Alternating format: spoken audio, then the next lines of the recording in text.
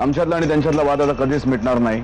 त्यांनी आमची माफी मागितली तरी, तुम्ही आम्हाला कितीही समजवण्याचा प्रयत्न केला तरी आमचं उत्तर बदलणार नाही भैया.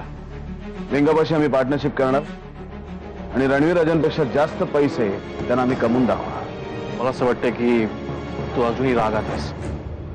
हरकत नाही, या विषयावर आपण पुन्हा केव्हा तरी बोलूया. आज मी तुम्हाला शिकवणार आहे आपल्या रोजच्या जगण्यातील स्वच्छतेचे महत्व. तू आता जिथे उभी आहेस ना, तिथे उभं राहून हे बोलणं खूप सोपं आहे.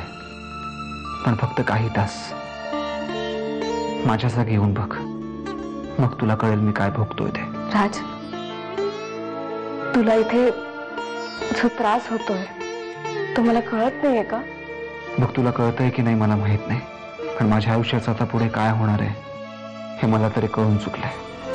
माझं अर्ध आयुष्य कोर्टाच्या तारखेची वाट बघण्यात जाणार.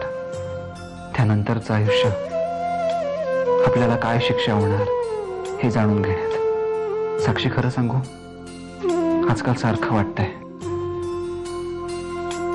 मी तुझं ऐकून पोलिसांना सरेंडर नको व्हायला हवं होतं. मला वाटलं होतं या पुढचं आयुष्य मी तुझ्या बरोबर जगणार, पण नाही साक्षी.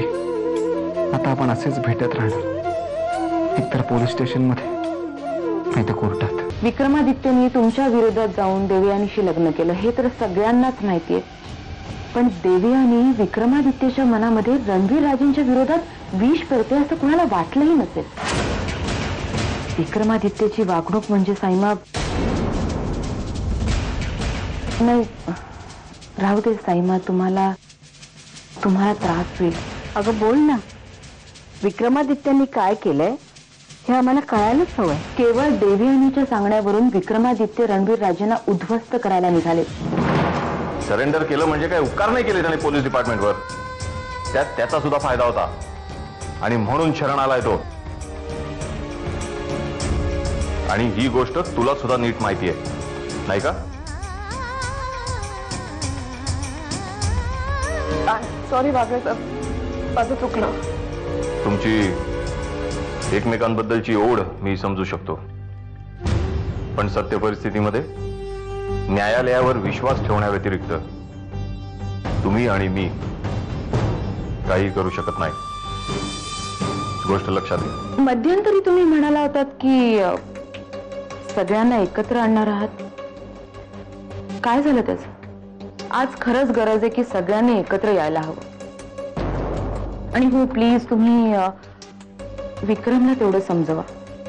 आपल्या रायव्हल कंपनीमध्ये काम करून तो रोज राजे शिर्के ग्रुप ऑफ इंडस्ट्रीजचं नुकसान करतोय. हे सगळं तू आम्हाला का सांगतेस नताशा? कारण तुम्हीच त्यांना समजावू शकाल. विक्रम नीलराजेचं ऐकतो, नीलराजे तुमचं ऐकतात.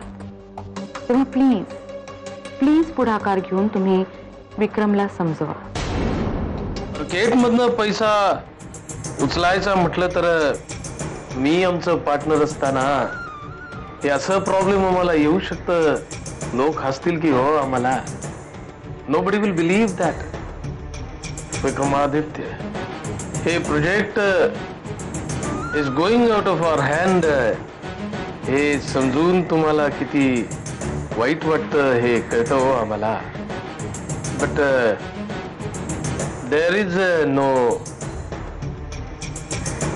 Fault of yours. या प्रोजेक्ट मध्ये सगळा फिनान्स आमचा असणार. आम्हीच म्हटलं होतं, पण आता आय एम हेल्पलेस. आम्हाला असं वाटतं लिंगोबा साहेब की ही संधी जर आपल्या हातातून गेली तर तो सगळ्यात मोठा मूर्खपणा ठरेल. नाही तसं तुमच्याकडे एक फॉरेन बँक आहे हो, पर ते सिक्युरिटी मागतात. मी सध्या आमच्याकडे